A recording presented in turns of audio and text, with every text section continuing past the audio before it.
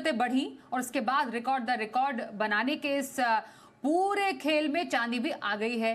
जबरदस्त उछाल ने सभी को हैरान कर दिया है। अब हुआ यह है कि कोटक एएमसी के बाद यूटीआई और एसबीआई म्यूचुअल फंड ने भी सिल्वर ईटीएफ में नए निवेश पर रोक लगा दी है। आखिरकार चांदी का चक्कर क्या है? क्या वाकई चांदी की बाजार में किल्लत हो गई है या ये किल्लत बनावटी है? इसकी पड़ताल करते हैं और बातचीत करते हैं जी बिजनेस के कमोडिटी एडिटर मृत्युंजय कुमार झा से। मृत्युंजय, एक के बाद एक हम देख रहे हैं कि सिल्वर ईटीएफ में नए निवेश पर एएमसी रोक लगा रही है। आखिरकार माजरा क्या है? देखिए, बिल्कुल ये बहुत महत्वपूर्ण बात है, क्योंकि जिस तरह से चांदी की कीमतों में रिकॉर्ड तेजी आई है उससे पूरे मार्केट में हड़कंप मच गया है। सबसे पहले मैं आपको बताता हूं कि चांदी में हो क्या रहा है, चांदी का चक्कर क्या है ये समझिए, फिर मैं बताऊंगा ईटीएफ ने क्यों रोका है।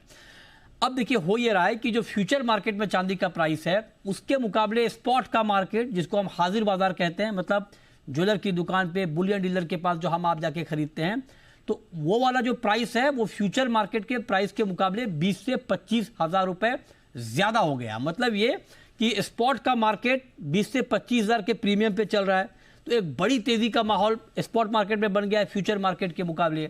और इसीलिए इस बड़ी तेजी को देखते हुए जो तमाम और निवेशकों को नुकसान ना हो, ट्रेड का जो मैकेनिज्म है वो गड़बड़ ना हो, उसको ध्यान में रखते हुए यहाँ पर ईटीएफ पे रोक लगाई गई है। कोटक एएमसी, यूटीआई और एसबीआई म्यूचुअल फंड ने सिल्वर ईटीएफ में नए निवेश को रोका है ताकि मार्केट के डायनामिक्स गड़बड़ ना हो। और ये इस बात के संकेत भी हैं कि ज़बरदस्त तेज़ी आई है। इसी साल करीब करीब 70% चांदी के दाम बढ़ गए हैं। गोल्ड में भी बड़ी तेज़ी आई है, गोल्ड का भाव 1,24,000 के करीब पहुँच गया है।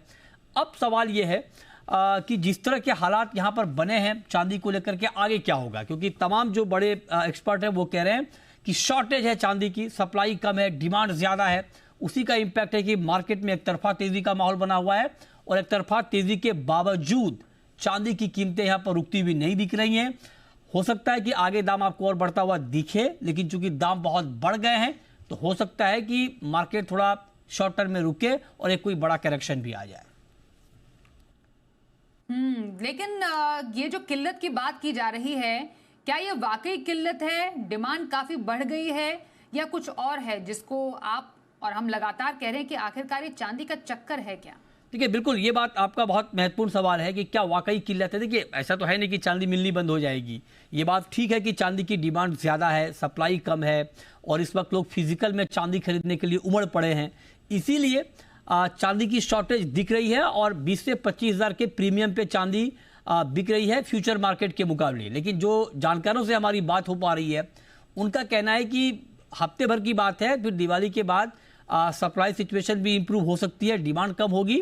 और अभी क्या है कि जिनके पास होल्डिंग है उनको लगता है कि आगे दाम और बढ़ जाएंगे, थोड़ा माल रोक के रखो, या सप्लाई को स्लो कर दिया गया है, तो उस वजह से भी एक शॉर्टेज के हालात यहाँ पर बने हुए हैं। लेकिन बहुत सारे एक्सपर्ट कह रहे हैं कि इतना बड़ा गैप रहेगा नहीं, इतना प्रीमियम चलेगा नहीं, और जब डिमांड में थोड़ी कमी आएगी आफ्टर दिवाली या मार्केट अगले कुछ दिनों में अगर रुकेगा, थोड़ी गिरावट आ जाए, तब एक बार फिर से सप्लाई के हालात बहाल होते हुए दिखेंगे और फिर एक बार मार्केट आपको रेंज में आता हुआ दिखेगा।